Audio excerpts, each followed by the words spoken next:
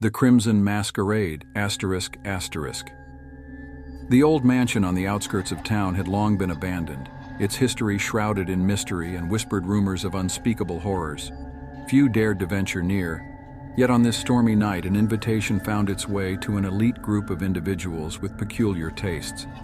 The card, embossed with crimson and gold, invited them to the Crimson Masquerade. Jessica, a woman in her 30s with a penchant for the macabre, found herself drawn to the invitation despite the gnawing unease it stirred within her. She had always been fascinated by the unknown, and this was too tempting to resist. As her sleek limousine deposited her at the mansion's iron gates, she couldn't shake the feeling that she was stepping into a trap.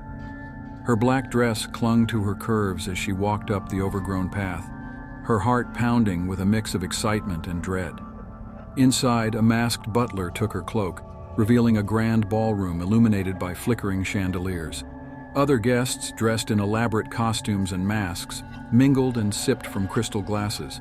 The atmosphere buzzed with an undercurrent of anticipation, a collective shiver of foreboding. At the stroke of midnight, the host appeared. He was a tall, imposing figure in a blood-red suit, his face hidden behind a mask of twisted, grinning faces. He introduced himself as Lucian, and with a voice like velvet, he welcomed them to a night of pleasures beyond their darkest fantasies. The night began with a feast, the air heavy with the scent of exotic spices and roasted meats. Jessica found herself drawn to Lucian, his presence magnetic and unnerving. As the guests dined and drank, the conversations grew more licentious, touches lingering and eyes darkening with desire. Lucian announced the main event, a game of seduction and terror. He paired each guest with a partner, their identities obscured by their masks.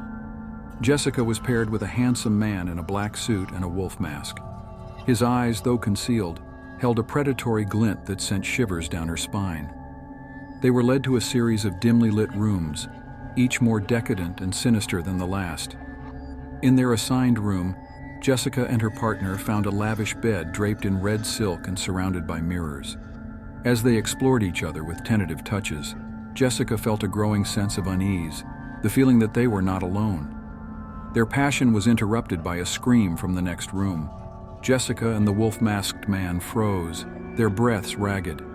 The scream was followed by eerie, guttural noises, as if something inhuman prowled the mansion's halls.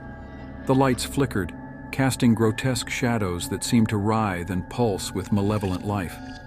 Suddenly, the door burst open, revealing Lucian standing there, his mask removed. His face was a horrific visage of shifting, contorted features, a nightmarish mosaic of agony and ecstasy. Behind him, the other guests, now unmasked, revealed similar grotesque transformations, their bodies twisted into horrifying parodies of lust and pain. Lucian's voice echoed through the room, a chilling blend of amusement and hunger. "Welcome to the Crimson Masquerade, where desires are feasted upon and souls are devoured." Jessica's partner turned to her, his mask slipping off to reveal a face she recognized, a face from her deepest, most intimate nightmares. It was Michael, her late husband, who had disappeared under mysterious circumstances years ago. His eyes were hollow, black voids that seemed to draw her soul into their depths. She tried to scream, but no sound escaped her lips. As the horrors unfolded, Jessica realized that the mansion was alive, feeding off their fears and desires. The walls seemed to close in, the air thickening with an unseen force that suffocated and aroused in equal measure. The mirrors around them reflected not their bodies, but their darkest fears and hidden fantasies, each more grotesque than the last. Michael, or the thing that wore his face, advanced towards her, whispering memories of their life together, now twisted into nightmarish distortions.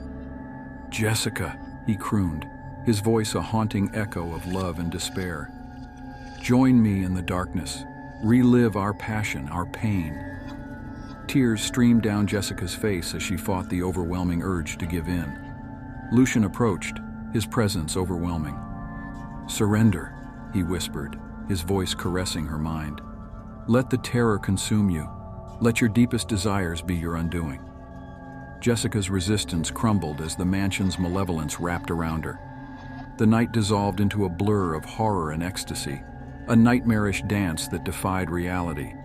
The last thing she saw before succumbing to the darkness was her own reflection, twisted into a mask of fear and desire, eternally trapped in the Crimson Masquerade.